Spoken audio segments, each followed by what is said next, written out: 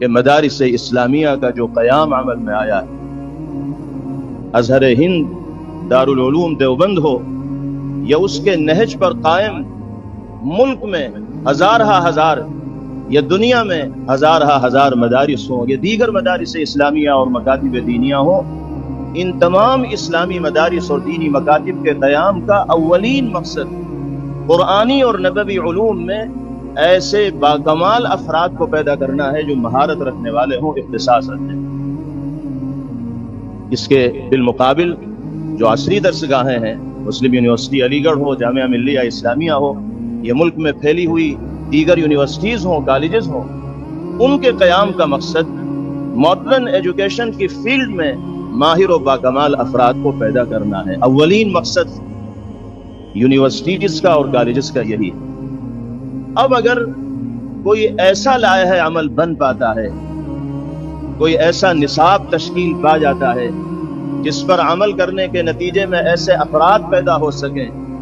جو قرآنی اور نبوی علوم میں بھی درک و کمال رکھنے والے ہوں اور ماڈرن ایجوکیشن کی فیلڈ میں بھی مہارت رکھنے والے ہوں،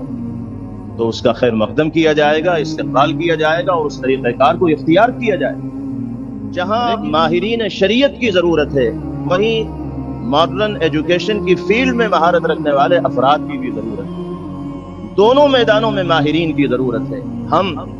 مثالی نصاب تعلیم برائے مدارس پر غور و خوض کے لیے یہاں جمع ہوئے ہیں، اور اگر اس کی ضرورت مدارس کے لیے ہے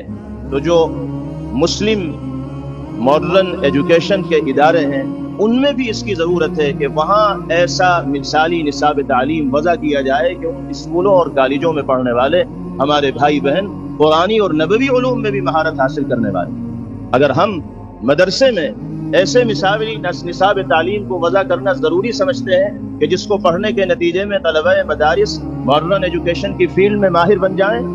تو ماڈرن ایجوکیشن حاصل کرنے والے طلبہ کے لیے بھی ہم یہ ضروری سمجھیں گے کہ ان کے اداروں کے لیے بھی ایک ایسا مثالی نصاب تعلیم بنے کہ جس پر عمل کرنے کے نتیجے میں وہ عصری تعلیم میں مہارت حاصل کرنے کے ساتھ ساتھ قرآنی اور نبوی علوم میں بھی مہارت حاصل کرنے پر قدرت رکھ سکیں۔ دونوں میدانوں میں ہمیں فکر کرنے کی اور کوشش کرنے کی ضرورت ہے، اور ثانوی درجے کی چیز یہی ہے کہ مدارس اسلامیہ میں ضرورت کے بقدر عصری علوم کو نصاب کے اندر شامل کیا جائے، اس سے صرف نظر قطعاً نہیں کیا جا سکتا، اسے نظر انداز ہرگز نہیں کیا جا سکتا۔